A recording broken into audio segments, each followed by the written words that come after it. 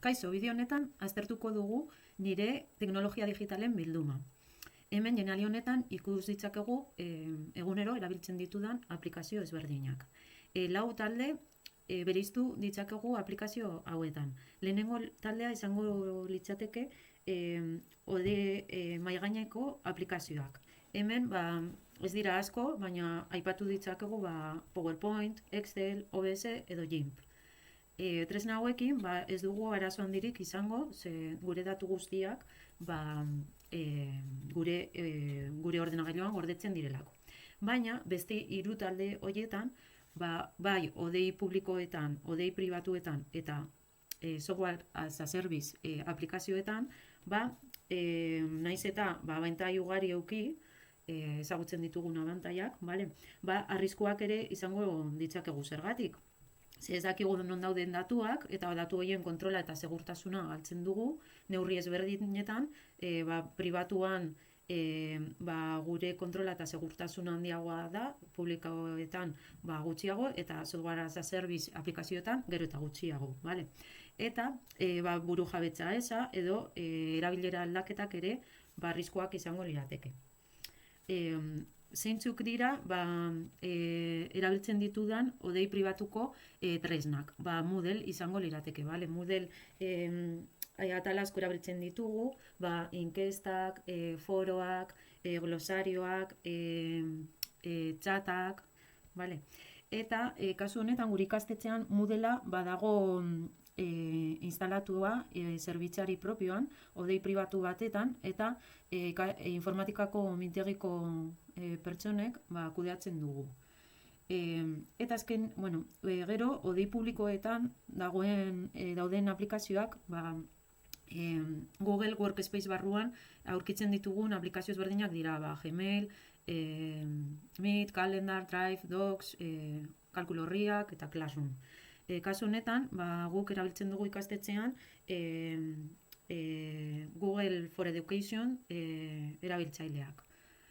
Eta azkenik, software as a service aplikazio asko aurkitu ditzakegu erabiltzen ditugunak. Adimen artifizialako aplikazioak, Chat PDF, Chat GPT, Gemini, edo edukiak sortzeko aplikazioak, Geniali, Canva, edo kolaboratzeko aplikazioak, Trello, Padlet, edo Kahoot ebaluatzeko. Eta orain joango gara erabiltzen ditudan teknologia guzti horiek hausnartzera. Aztertzerakoan ikusi dugu hiru aplikazio mota daudela. Berdeak erabil dezaket, arazorik gabe erabili dezaket aplikazioak, horiak kontu handiarekin erabili behar direnak, eta azkenik gorriak ez direnak erabili behar. Nire kasuan bakarrik aplikazio bat gorria da. Aplikazio hori FreeCons da, hemen daukagu.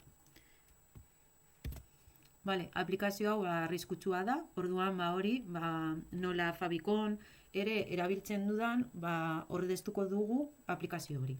Goazen orain ikustera nola aztertu ditugun aplikazio guzti horiek. Hurrengo dokumentuan egin dugu, aztertu ditugu aplikazio ezberdinak. Lehenik eta behin, berdeak direnak, hemen Google Workspace, gero, irudiak sortzeko Pixabay, Falaticon, eta adimen artifizialako aplikazio ezberdinak, Chat PDF eta OBS Studio eta GIMP aztertu ditugu. Gero, horiak direnak aztertu ditugu, eta azkenik horria esena, FreeCons. Taula honetan, zer ipini dugu, tresnaren izena, deskripzioa, ea software librea den ala ez, izena eman behar dudan bai ala ez, pribatasun politikaren esteka, eta azken aldatze data, eta gero hemen oso garrantzitsua, aztertu dugu zer egin behar dugun aplikazio hori edo horiek erabiltzeko irakasle bezala edo ikasle bezala. Azteko, Google Workspace barruan dauzkagu hainbat aplikazio, Gmail, Meet, Docs, Drive, eta bakoitzak bere politika pribatasunarekin. Kasu honetan, gainera, nola gure kontua da Google for Education, erabili dezaket arazorik gabe. Dena den, zer nolako neurriak hartu behar ditugu irakasle bezala. Vale, aipatutakoa, vale? Jesuit for Education erabiltzea. Gero, beti, datuak partekatzerakoan, zentroko plataforma ofizialetan soilik partekatu. Batzutan, konturatu gara, igual, partekatzen ditugula adibidez Driveko eduki ezberdinak gure erabiltzaile pertsonalekin. Vale, hori saiestu behar dugu. Gero, dokumentuaren segurtasuna konfiguratzerakoan, zer egin behar dugu? Gero eta domeinura mugatu. Eta gero, segurtasuna beti baimen minimoak eman dokumentuei edo edukiei, vale? Eta bestela, SDK dutenak soilik konfiguratu, norbaitekin partekatu behar badugu. Eta ikasleekin ebaluazio mugak. Ebaluazio juridikoentzako, hau da, notak eta bertaratzeak registratzeko, erabili beharko dugu, zentroko plataforma edo hezkuntzako plataforma ofiziala, notak eta faltak plataforma, bale? Naiz eta, adibidez gure kasuan, erabiltzen dugu irakaslearen kuadernoa, eta kalkulu horrietan dago oinarrituta, baina gero pasatzen dugu ona, beti, bale? Ikasle bezala, beraiei ere zer esan behar diegu, erabili behar dutela ikastetxeko erabiltzailea, beti, ez pribatua edo pertsonala. Gero, azaldu behar diogu, erabilera, Jesuit honen for Education erabiltzaile hori, bakarrik gauza erabilera akademikoa duela soilik, bale? Azaldu behar diedugu ere, datuak partekatzeko arauak. Zer partekatu dezaketen, zer ez, eta norekin. Eta, gero, ikaslei ere, bere identifikazio zuzena erabiltzerakoan, hau da izena bizenak, edo nana, erabiltzeko arauak ere ezarri. Urrengo multzoan daukagu Pixabay eta Flaticon. Hauek diara irudio ikonobankuak, erabiltzen ditugu edukiak sortzeko. Orduan hemen, irakasle bezala zer nolako neurriak hartu behar ditugu, copyrighten eta atribuzioaren azalpena eman behar diegu ikaslei, gero alternatiba baten badago hezkuntzan, administrazioan, erabili alternatiba, gero irudi egokiak nola aukeratzen diren saldu, eta irudiak gordetzerakoan ez gorde plataforma hauetan, baizik eta gure zentroko plataforma ofizialetan gorde, eduki horiek, sortutako edukiak. Eta ikaslei zer neurriak hartuko ditugu? 14 urte berako ikasleekin, saiestu behar da kontuak egiten. Ze ikusten dugu hemen nola Flavicon plataforman, Pixabay plataforman ez biak erregistratu gabe. Egiten dira, bale? Baina saiestu behar dute ikaslei erregistratzen badira, bere datu pertsonalak sartzen. Bale? OBS Studioren kasuan, grabazioak, egiten ditugun grabazioak, gordeko ditugu ikastetxeko plataformetan, eta gordetzeko denbora ere zehaztu behar ditugu.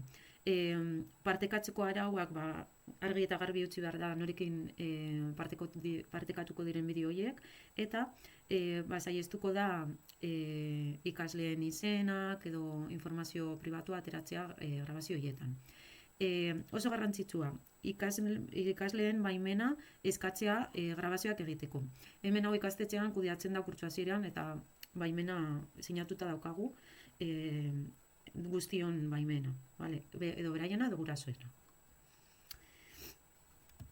Ikusiko ditugu orain, horiak erabili dezaketenak, baina baldintzaekin edo kontuz ibili behar dudana. Lehenengo multzoa dira adimen artifizialeko tresnak. Hemen daukagu ChatGPT eta Gemini. Zer eduki behar dudan kontutan? Datuen babesa, ez partekatu datu pertsonalik edo ikasleen datuak. Gero, beti, edukiaren egiaztapena. Beti egiaztatu behar dut adimen artifiziala emandako informazioa, beste iturri fidagarri batekin. Gero, helburuen argitasuna, zehaztu behar dut, zertarako erabiliko dudan aplikazio mota hauek, vale? Beti izan behar naiz, oso transparente. Erabili pentsamendu kritikoa, adimen artifiziala erabiltzerakoan, eta gero jabetza intelektualaren arauak bete. Normalean, ikasleekin ez ditut adimen artifizialako tresnak proposatzen, baina nola beraiek erabiltzen duten, pentsatu dut garrantzitsua dela neurriak ere azaltzea. Izango ziren irakasleen berdinak batzuk, bale? Jarduera pentsamendu kritikoa izatea, azaltzea beraiei, egiaztatzea sortutako informazioa, eta gero bere datu pertsonalak ez partekatzea. Urrengo taldean daukagu Geniali eta Canva. Kasu honetan, kontuak egin behar dira. Orduan, zer egin behar dugu? Kontu profesionala erabili, gure ikastetxeko kontuarekin, gero, konfiguratu dena pribatu bezala, irudien erabilera egoki bat egin, beharrezkoak diren datuak beti sartu soilik, ez badira beharrezkoak ez datu, eta sortzen ditudan eduki guztiak gordetzea hezkuntzako plataforman. Ikaslei ikastetxeko kontua erabili, dena pribatu bezala edo baimen bidezkoa partekatu, gero azaldu behar zaie Creative Commons lizentziadun edo copyright gabeko irudiak erabiltzea, berriro datuen murrizketa beraientzat ere, eta edukia gordetzea plataforma hauetik kanpo. Eta azkenik daukagu kolaborazio tresnak, Lucidchart, Trello eta Padlet. Hemen ze gomendio emango ditugu. Sortu ikasle talde espezifikoa eta eman baimenik zehazki talde hoiei, moderatu egiten den guztia, partekatzen diren eduki guztiak, egiaztatu egokiak direla, eta berriro datuen minimizazioa, beharrezkoak diren bakarri datuak sartu.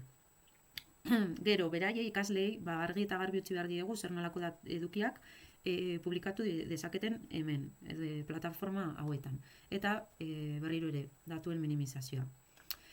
Eta azkenik ebaluazio tresnak, Kahoot daukagu, hemen zer ukiko dugu kantutan, anonimotasuna, eman aukera ikasleei goitizen bidez parte hartzeko, ebaluazio emaitzak ez gorde plataforma honetan, baizik eta esportatu eta gorde gure plataformetan, erabile sarbide kodeak eta gonbidapenak jardureak aurrera eramateko, eta feedback egiterakoan ikasleen intimitatea respetatu, ez ipini beraien ebaluazioan emaitzak edenak ikusteko. Eta gorrian, aipatu den bezala FreeCons geneukan, kasu honetan nola Flaticon ere erabiltzen dut, eta ikasleekin saldu ez dela erabili behar, eta ordezkatu Flaticon. Beraz, nire hausnarketa honen ondorio, nire teknologia digitalen bilduma berria hau izango lirateke. Eskerrik asko, espero dut zuen gustokoa izatea bideoa, eta hurrengora arte.